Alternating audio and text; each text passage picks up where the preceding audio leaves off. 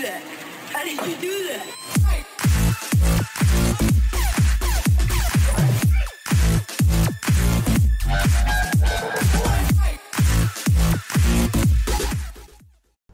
Welcome back everyone. Today is a completely different type of video. In fact, a whole new series. So instead of the usual build videos, updates, and of course live streams, this is actually a new series called All About Mechanics. Now, obviously, as the title would suggest, that would be me explaining stuff to you. And what this is the dungeons that you see on an everyday basis, normal dungeons, vet dungeons, DLC dungeons.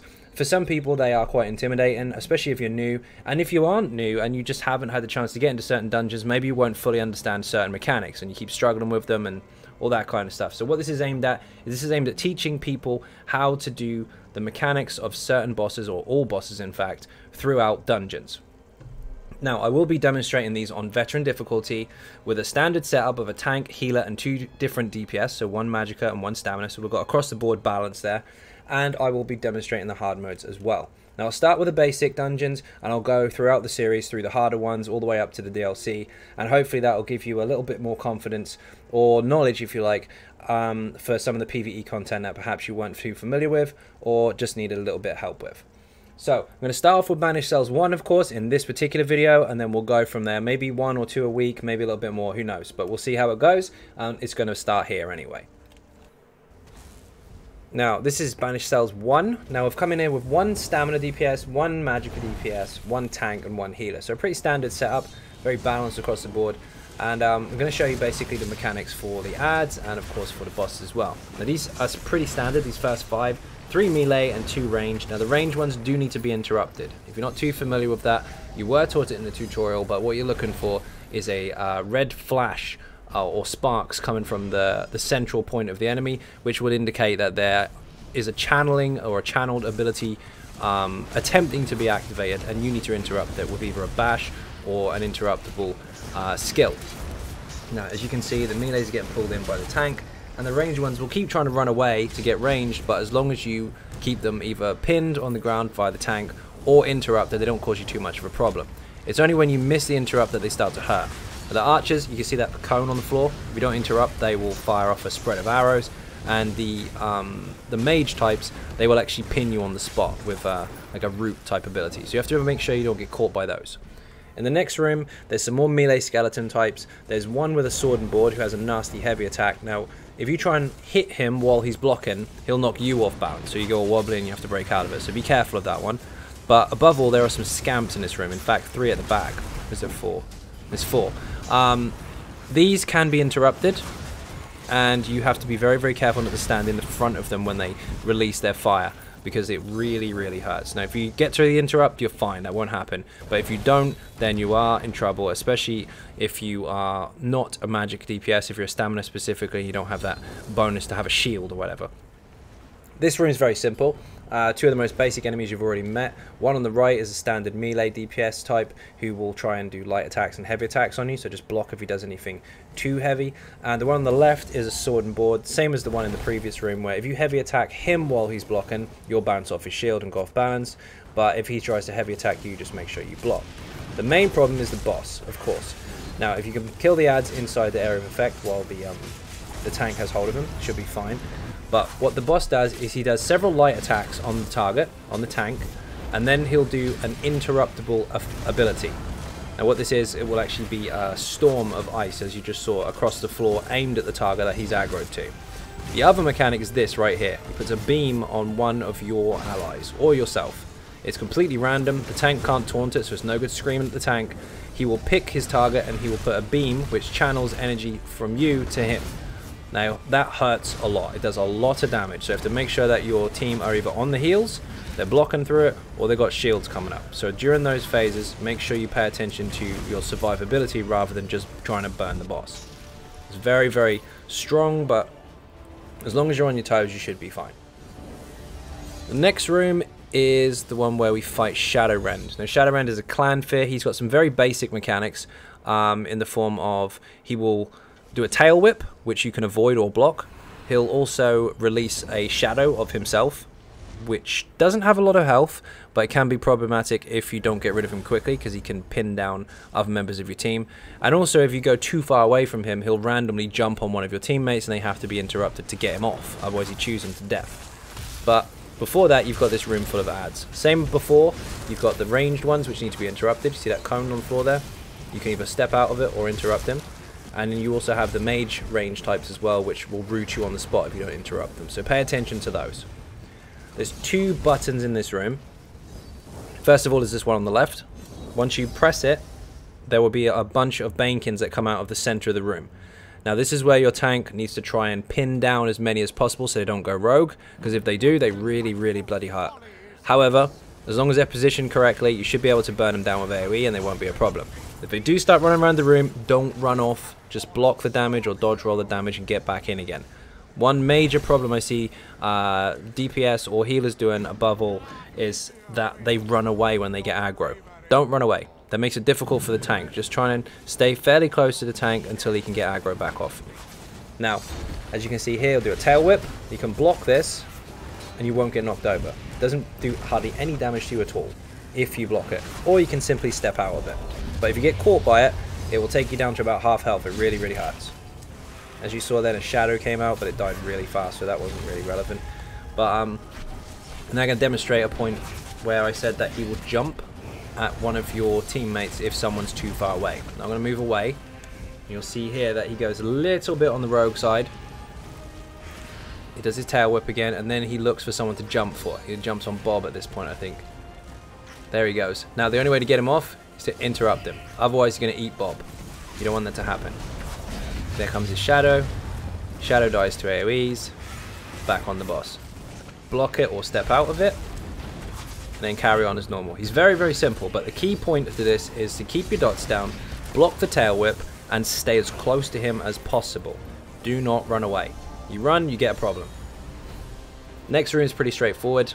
3 melees, I believe, and a couple of archers. Again, same as before. If you see the archers doing anything stupid, interrupt them. Interrupt is key. It's a very basic skill or mechanic in this game, and you do have to pay attention to it a lot. So get these down as quick as you can. Your tank should pull them in, and just interrupt if they do any of their channeled abilities. This next room is full of trash mobs and the boss. The boss puts a nasty flame AoE on the ground and also releases a Clanfear, who's not very strong but can be a bit of a pain. Your main focus in this room as a tank is to grab as many adds as possible. The boss isn't necessarily the problem, it's the adds. If one of the DPS gets all the adds on it at once, they're screwed. So you have to make sure that you get hold of them really quick, especially those ice mages around the edges. Same before, if you see any of them doing anything, he's one there, I didn't interrupt him, and you see I got rooted. One on my left, if I'd have interrupted him, that wouldn't have happened. So you have to pay really close attention to make sure that you don't get overwhelmed by all these different AoE effects that could be avoided. Again, the boss is quite straightforward. She doesn't do too much damage. Just if she puts anything on the ground, step out of it. Very simple. And if the Clanfear comes out, again, don't run away. Stay close to the tank, let him pick it up, and then you can go from there. Next corridor is a bit busy. There's a few melees, a couple of archers, and a Clanfear. Remember, the Clanfear can jump. It will pick a target and jump to you or to whoever. If that happens, you've got 2 choices. Block or dodge roll. Don't run away. So, if you can do it, if the tank's capable, you can pin these all in the middle of the room and they don't become a problem. But if not, they can scatter and it can be a bit of a pain. So what you need to do then is keep an eye on the archers to make sure you interrupt them. Again, make sure you always interrupt so that they don't throw out too many AoEs on the ground. This corner here, you can kind of pin them in the corner if you're tricky with your pulls. But if not, watch out for the Clanfear because he jumps. There he goes. It's an AoE, it will knock you down. And then also watch out for the scamps. They're not too strong, they don't have that much health, but if they throw out their fire AoE after they've channeled, it will really. Now, there's 4 scamps in this room, and what you need to do is make sure that you, if the tank can, pin them underneath the boss, so central in the room. Don't run around the room like mad with the boss, just keep them in the middle, keep the scamps in, and your dots will do the work. But make sure you interrupt any of the scamps if they try and throw out any channeled abilities. Now, the boss himself does a nasty stomp, as you saw there, and then he does a frontal AoE, like a cone effect. As long as the tank turns him away from the group, he can stand in it, it's absolutely fine. But if you stand in it as a DPS, you will struggle. There's the cone. Now, just avoid it. Now, above all, obviously you will have some adds in this fight. They are a pain if they go loose, but generally they spawn every 10 to 12 seconds unless they're dead, unless they're alive still. And they can normally die to most AoE damage. If you do get stuck with them, don't run around the room. Let the tank pick them up and just deal with them as and when you can. As you saw then, of course, they died quite fast, but that's not always going to be the case. Again, do not run away. This room's quite simple. There are some adds in the corner. There's a sword and board guy. Watch out for his heavy attack and make sure you don't heavy attack him while he's blocking. And again, make sure you interrupt the ranged guys. So the archers and the mages need to be interrupted. You can burn most of them down with general AoE and stuff depending on your group setup. But if you're not too familiar with them, pay attention to those interrupts. They will become very, very useful to you in harder content. It's really important that you pay attention to heavy attacks and interrupts for trash as well as bosses. It's not just from bosses. This room again, a mixture of adds and a few scamps as well who can cause a problem. See that flame across the floor there? You don't want to get hit by that. That's why you need to interrupt them. Obviously we didn't then, but make sure that you do as much as possible. Don't let them sneak in any nasty attacks. Next part of the corridor is pretty simple. 3 adds plus a one of them is a Clanfear. They're not too strong, but again the Clanfear will jump, so watch out, either block or dodge roll so you don't get stunned and knocked down. And the tank again can bring them into the middle and you can burn them all together. The next room is the one that's the problem. Now the trick to this is to try and stay as central as possible, take as little damage as possible, so your tank has to be quick, but there are ranged archers and mages both left and right of this main room, so they've got to be pulled in. But at the back as well there's 2 ice mages. You can see these 2 hitters, one to the right and one to my left. You'll notice I'm trying to stay quite close to them and keep them in shot, so that way if they do anything stupid I can grab them right away and interrupt them if I need to. In the meantime, tank's pulling everything in and you can see where this is going. Don't leave any stragglers out and sides though, because if you do they will get you. It's quite a nasty pull. Again, if you're not too familiar with it and you do struggle with it, you can just kind of get their attention and run around the corner, and then they stack up on the corner and you can burn them down. Same applies to these guys, you can do that with the stairs. But if you want to do it properly, get in with your AoEs, stack them all in the middle as much as possible and interrupt anyone that does anything stupid. There's 3 mages here, there's a couple of archers around the room as well, there's a lot of incoming interruptible damage, so you have to keep your wits about you a little bit. As long as the tank's on point with the pulls, you should be fine. Again, as you can see, Matt, or Looney as you know him, is actually our tank and he's pulling pretty much everything into the center. Now, this is Rillis and we're going to press hard mode of course. Generally, I like to stack him in this corner because then he's further away from the portal where he starts. That portal over there, the Daedric kind of pedestal area, that is where the feasts come from. Now, they're glowing orbs that travel slowly across the room, and if they reach him, they heal him. So the further away he is from that area, the longer it takes for them to get there, and the longer you have on him rather than chasing feasts around the room and putting him back up to full health, because that's horrible. Now, he has a nasty fireball or Hadouken type effect that he does. Now he will initiate this after he's finished a heavy attack, or like that, he's got a heavy attack there, or after he puts his sword in the air like he's doing now. You'll see the fireball just hit one of our members there. Now when he puts his sword in the air, he'll put all these AoEs down on the ground. That's your cue to move out of them. Pay attention to him, because straight away that fireball will come in and it is completely random as to who it will hit. You can block it, you can dodge roll it, but you have to be really, really fast. What I would suggest is every time you see him fling a heavy attack at the tank, or every time you see him finish his last fire AoE on the ground, there's 4. Hold block straight away. Let him do his fireball, you'll see it hit somebody and then carry on as normal. So, heavy attack, he'll fireball. Fire AoE, he'll fireball again. Pay attention to it, block it every time he's finished one of those mechanics and you can't go wrong. If he does hit you and you're not a high CP, high resist built DPS, you are going to die in one shot. In the meantime, above all, keep an eye on those feasts, make sure they die so he doesn't heal. That's pretty much it, and it's rinse repeat. So he'll heavy attack the tank, he'll do a fireball. He'll put his AoEs on the ground, he'll do another fireball. Just stay out of trouble and carry on hitting him, and you'll be just fine. Tank's getting ping-ponged a little bit because it will knock him down, but he won't die. DPS will do. I think I caught one here, actually. Nope, dodge rolled it. So you can dodge it if you're quick. But I think he does get me after this one.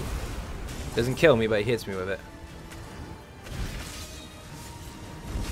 Be really, really careful. There you go.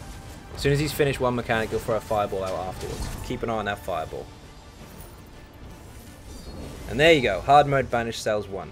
Piece of cake.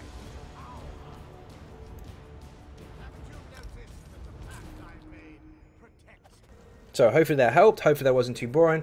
Hopefully that gives you a better understanding of how that particular dungeon can be approached, and understanding of the mechanics that are in the dungeon as well. I do deliberately show some of the mechanics in there, some of the worst case scenario ones, like you'll notice on Shadowrend. I deliberately move out of the way so that you can see him do his jump mechanic. I will be doing that in some of the later videos as well.